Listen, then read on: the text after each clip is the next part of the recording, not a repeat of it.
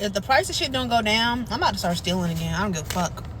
I said I was leaving that shit in 2022, but look, if y'all gonna keep making deodorant $15 fucking for a stick, I'm gonna just have to start sticking shit in my purse again. I don't care, because I can't go without deodorant, and y'all know y'all taxing for that shit. Like, come on now, something gotta give. Yeah, whenever I see stuff that's priced outrageously, and I'm saying this from experience, like I literally bought a stick of deodorant about 3 months ago, and it was like $15. You know what went through my head when I saw that price? I can go and look for the cheaper kind, but I know this works for me, and I think it's easier to just make more money. I think it's easier to just make more money aggressively. And then the $15 is just the $15. I'm not about to start no riot. I ain't about to cry about no prices. It is what it is. I like what I like. And hey, I'm not about to go in debt for it. So guess what? Something's got to give.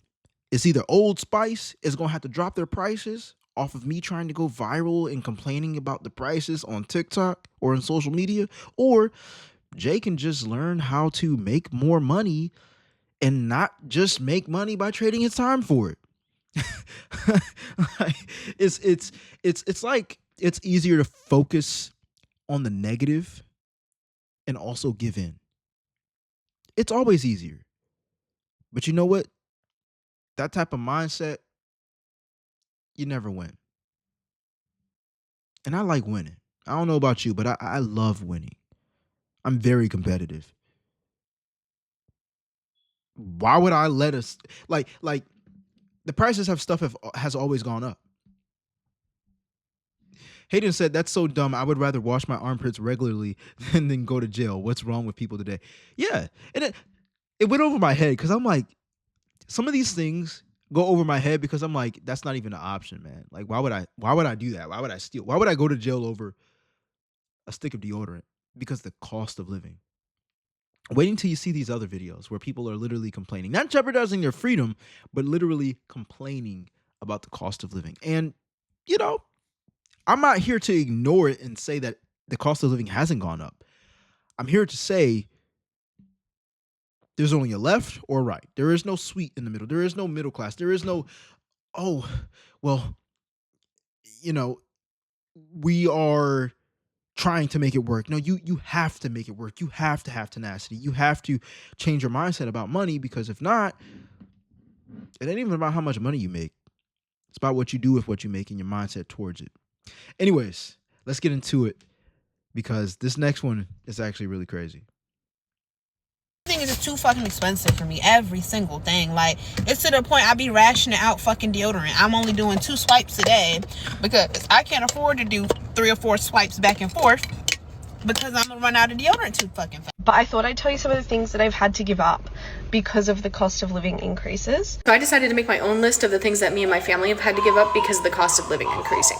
So here's my list. The number one thing on it is all of our subscriptions, really. We didn't really have that much in the first place, but we had Hulu, Disney Plus, and Amazon Prime. And if I'm being honest, Amazon Prime doesn't even deliver like when they say they're going to. That 1 to 2 day shipping is a joke. Anywho, yeah, so we canceled all those subscriptions, and instead with our Roku TV, we got those like free TV apps like Freevee and Plex. So now we don't. Shout out to her. Shout out to her and her family for cutting out the subscriptions. That's actually really, really smart because, well, for one, I don't like those subscriptions. But we get Netflix because we have T-Mobile, and I think Hulu, and my dad pays for Hulu for the family. He likes watching sports and stuff. But other than that, I pay for Prime, but it's not for Prime Video. It's for Prime Delivery. And I do get my packages rather quick, in 2 days or less. So, hey, I guess it depends on where you live and, you know, how well they actually deliver to you. And no, it's not always in 2 days, but I do order off of Amazon, not just because of the 2-day delivery, but because the prices are lower. You know what I'm saying? And I know a lot of people are going to be like, well, that's capitalism and we're tired of Jeff Bezos. Listen, we just covered a video where we talked about capitalism. You can either get with the program and take advantage of it because somebody's using capitalism on your life right now, and it doesn't mean you have to hurt people. It doesn't mean you have to cheat people. It doesn't mean you have to steal. You know, it doesn't mean you're a bad person. It just means that you're wise with how you spend your time, energy, and money. For example, I was cutting grass. I was cutting last summer as I was creating videos for YouTube, for this channel. I was cutting 3 people's yards with a push mower. You think I really wanted to do that? That's physical labor, right? I considered it a workout, but it was physical labor. 90 degrees outside, pushing a mower. And these are big yards. Hear me out. They paid me to do so. That's capitalism. You think I complained? In the beginning, I did. And then when money started rolling in and I started buying stocks and that money made me an extra $400 to $1,000, I'm like, let's go. That money still isn't spent to this day. Capitalism is a beautiful thing. You just have to stop looking at it in a negative way. On the other hand, Prime and Amazon. I'm going to just say this, and then we're going to continue her video. I went to the mall and bought one of my favorite colognes.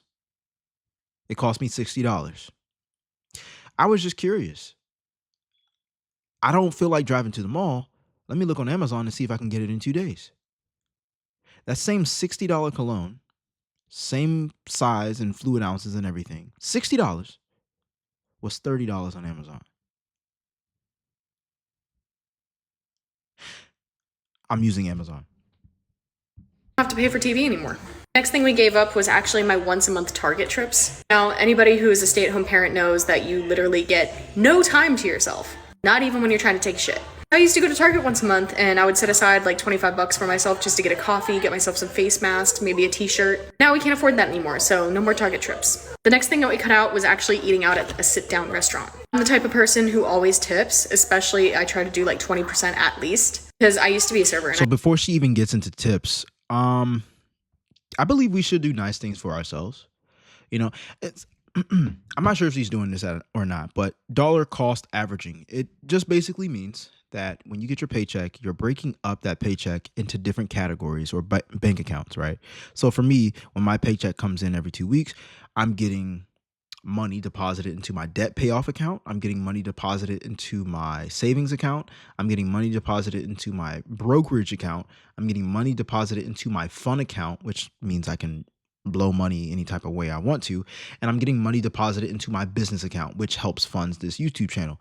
And so I don't have to think about how much money goes into each specific bank account because I've set up my direct deposit to put in 20%, 40%, 30%, 10% in certain categories. My fun account is at 10%. So if I blow money going to the movies, going out to eat, going to Target, whatever, I'm just listing out what she said that she would do with her family, right?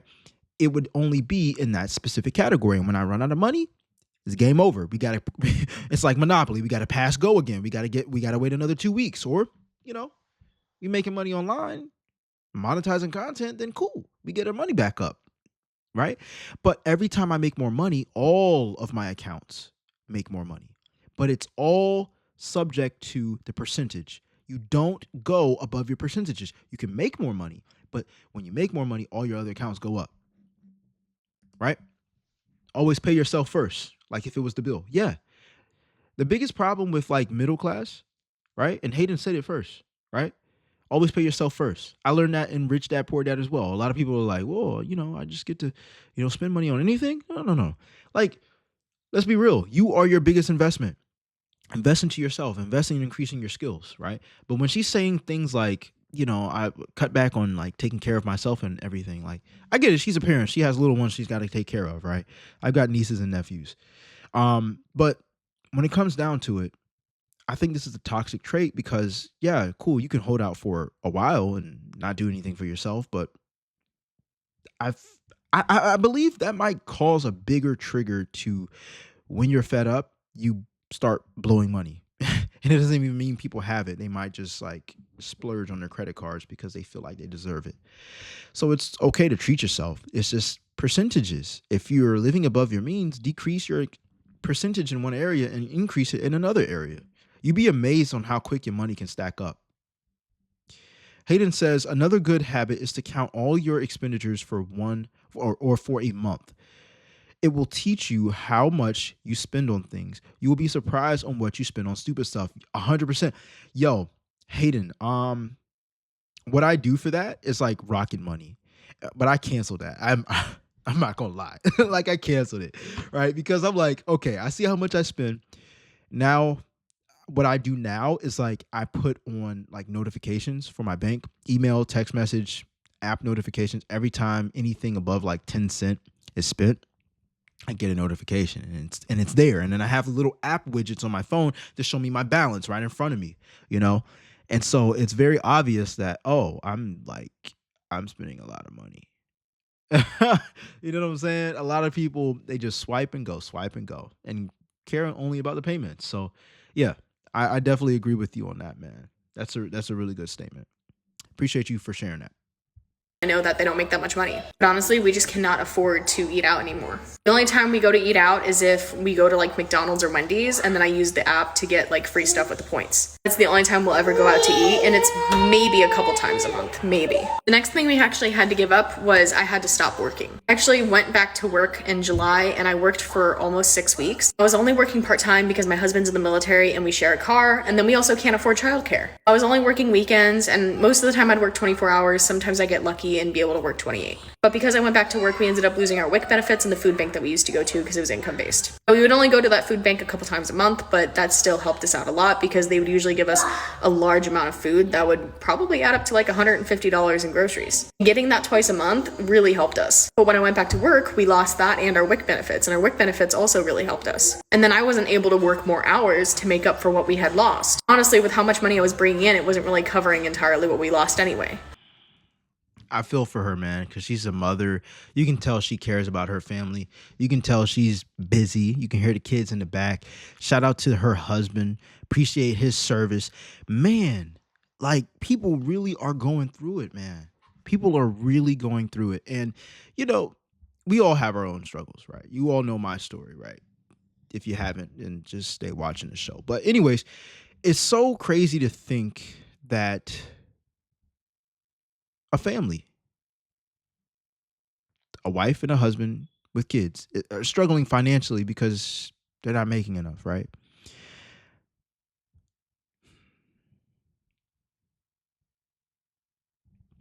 I think this is for people who also haven't had kids yet. Don't have kids until you're financially ready. Don't let people pressure you into having a family until you're financially ready. Like, and what I mean by that is having multiple streams of income. Damn it, my goal is to make $100,000 a month, man. Like, a lot of people might look at that and be like, well, what would you do with all that money? Like, look, I'd probably only live off of like 5 to 10% of that. I'm looking to invest that, right? And I told you all, buying homes cash. But the thing is, moving too fast almost. And I don't know her timeline with her life and her husband, but it's just like, if you can save yourself of having the extra responsibility and financial obligations of having children before you are financially well off, do so. For those who aren't, it's going to take grit. I'm not even a parent, and I just know it's going to take grit. Like, the government programs are there, but they're there to assist you. And it doesn't sound like she's taking advantage of it. She sounds like she's trying to make the most of it, but it's just like, how do you save yourself from getting out of this situation? You know what I'm saying? A lot of prayer, but also a lot of work behind that. That's what I believe. At that point, there was no point in me working. I ended up having to quit my job, and luckily we were able to get our WIC benefits back like the week after. But the food bank, you have to wait like a whole month and then reapply. Next thing we had to give up was me and my husband had to give up getting any new clothes of any type. Now, anybody who has ever been postpartum, Yeah, so it sounds like she is definitely sacrificing a lot with her and her husband, with going out to eat, with getting McDonald's and cheap meals with free points, with not getting new clothes, with canceling subscriptions, which is actually pretty wise. But here's another thing that I'll just say off of the subscription thing. A lot of people count, Netflix or Hulu and, Disney Plus and all these other subscriptions money wise. They're like, oh yeah, these subscriptions are way too expensive. They're costing me too much. When the greatest thing that is costing you is time, because you're watching them. You, not the children, you. When it could be time to be making money. And that's something that a lot of people will not own up to. I had to realize that. I read in the book, it was called Trash Man to Cash Man by Myron Golden. And in one of his chapters, he was talking about how if you're watching sports If you're watching anything, if you're watching TV and you're not where you want to be financially, you're not making $20,000 a month, then that's a problem. And a lot of you will be offended by that. I don't care. Like, again, I study how successful people think. There are no shortcuts, man. The clues are left there for us to follow. But it's the path that's less chosen because it's hard. And people just can't break out of that habit of being distracted, even scrolling on your phone. This is why I create certain videos like this because, yo, do you know how much energy it takes to scroll on your phone? I scroll on my phone and I find these videos, I make reaction videos, and I use it to turn it around and make an investment or to make an asset. I'm investing my time of scrolling. After I'm done with this, I don't feel like scrolling. I don't feel like watching anything because I've put out things that are going to give me a return. That's just me, though. You know what's crazy is how expensive going out has gotten, and the fact that Gen Z is like, we're just not doing it anymore. We're not doing it because I would say, at least in the city that I'm in, it costs at least $100 to $150 if you want to have a night out with your friends. The average drink where I'm at is like $20 to $25 once you put tip in there. So if you're having 4 or 5 drinks, that's well over $100. And then God forbid you're calling an Uber. God forbid you're calling an Uber there and back. I don't know how you're going to financially recover from that. And it's just crazy because the other thing I'm seeing is the pre. I have never pre'd more in my life than these past few months, and that is including when I went to university 6-7 years ago. No one is going out these days unless we're preing at someone's house. It's literally just not happening. I'm not going out unless I'm going to my friend's place. Having 99% of the I appreciate it, Hayden. Thank you. night there, to be honest, and then sneaking out for 1 or 2 cheeky drinks at the end of the night. And you know what the sad part is too? So one of my things about drinking, I'm going to say it because I'm always going to tell the truth on here. All right. One, I don't. Unless it's a very, very, very, very, very, very, very special occasion like a birthday or something. All right. I hate the feeling that something's going to slow me down the next day. That's going to set me off from the hustle because I know how important it is to show up every single day. It also ties into my diet. All right. No, I don't always eat the healthiest, but I'm damn sure not going to put no poison in my body that make me feel sluggish and tired. All right. Why? Because, well, not because, obviously it's not because I'm young and I think I can just eat it. You know what I'm saying? A lot of people who are my age, 27 and in their 20s and stuff, they're like, man, you know, they can afford to eat it and stuff. I look at the energy. That still makes somebody like me feel tired. I'm good. I'm good on feeling like that. Why would I want to feel like that and I want to make more money? It doesn't line up with that character. 2, they charge an arm and a leg at these places for some alcohol, and you don't even know how much they're going to put in it. I'm good on that too. Yes, it looks awesome. You can take as many pictures as you want, put it on Instagram. It's different colors, got the fruits, the presentation. Listen, my dad works in culinary arts. Presentation is everything when it comes down to food, and he makes great food, and he focuses on the presentation, but he also makes great food. You will not catch me paying for an $8 shot. I'd rather buy a stock.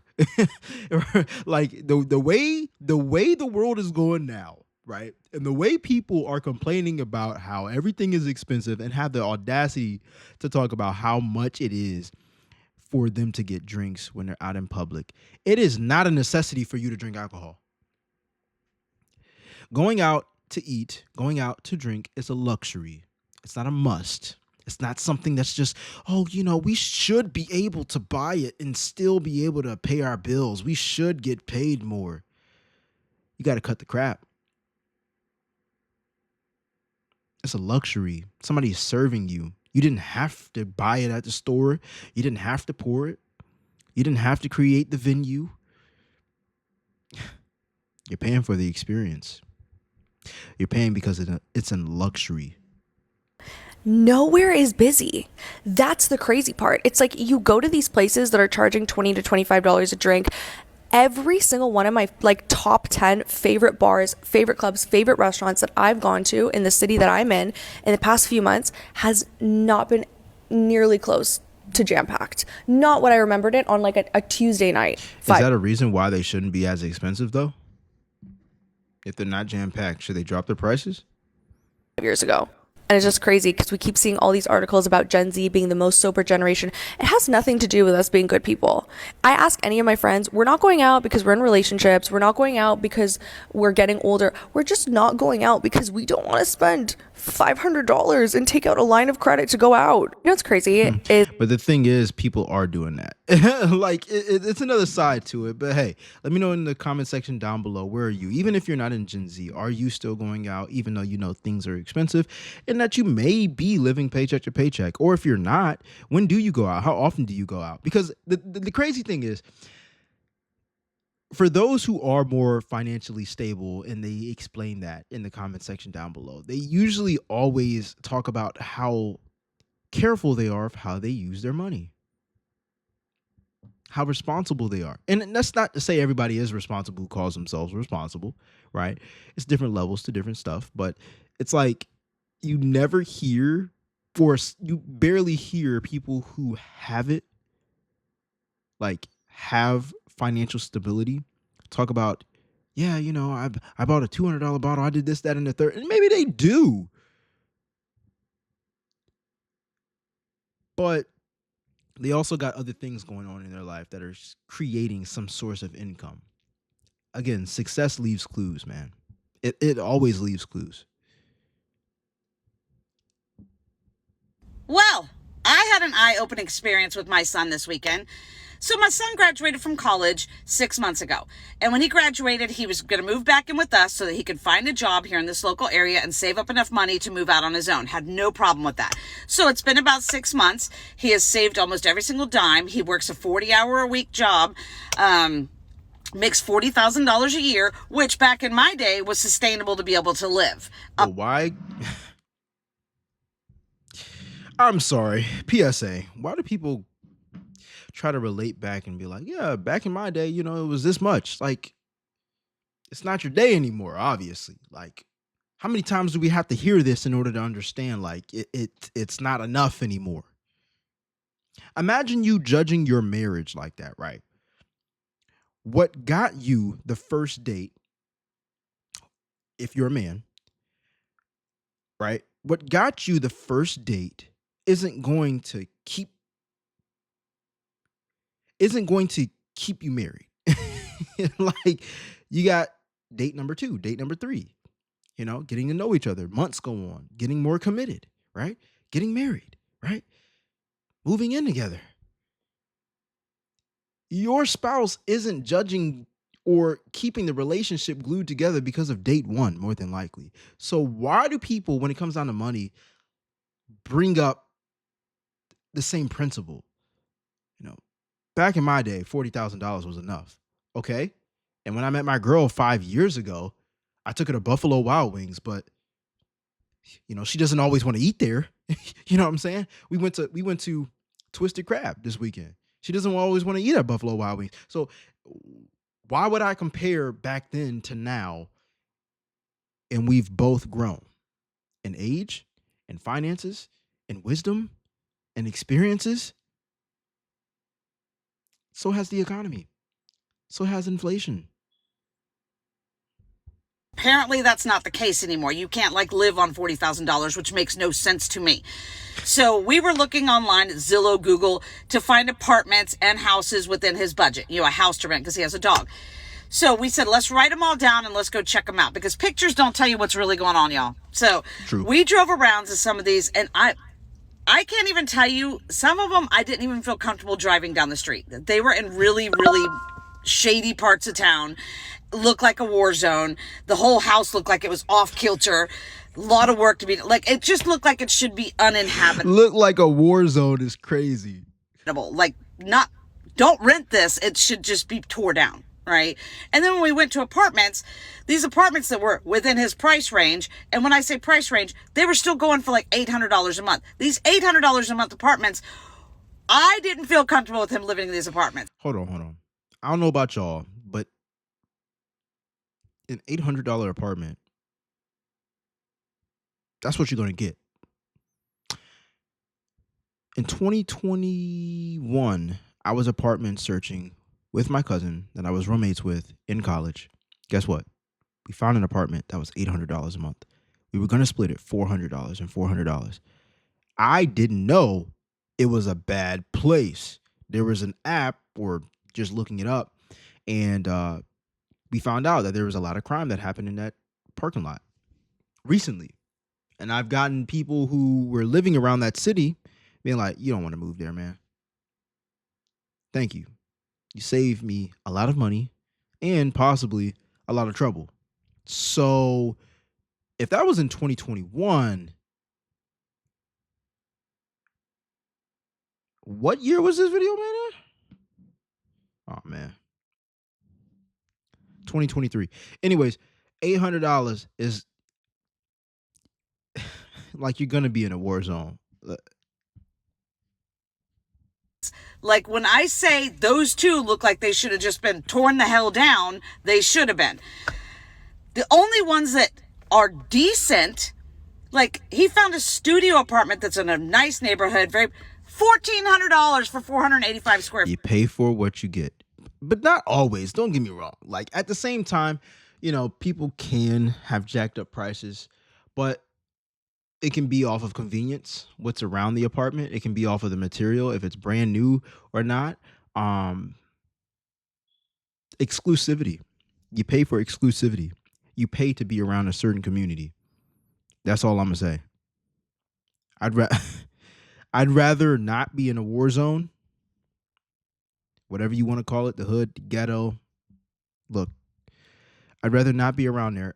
One of my first apartments that I moved to was in a war zone, and I'm like, I had to think about if my car was gonna get broken into every night. Man, I'm good. Moved out of there. We ended up paying $600 more per month.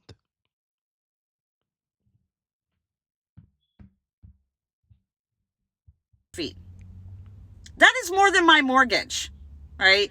And then regular apartments, not even like glamorous apartments, just one bedroom apartment that has normal square footage is anywhere from $1,300 to $1,700. We live in Montgomery, Alabama. We're not in a big metropolitan area. I don't understand how the housing market has gotten You don't have to. I live in Virginia. so donkey. Okay. And everybody says, well, then he should just buy a house since it's cheaper, mortgage is less than rent. Oh, here we go again. Oh, because mortgage is cheaper than rent, get a house and borrow $100 or hundreds of thousands of dollars. Nobody will give him a mortgage loan because he has no credit. Not that he has bad credit. He has no credit. He didn't want to get into debt. So he doesn't have any credit to show for it. So it's like a lose-lose. Okay, so let me know in the comment section down below. Aren't you able to like put your child on like as a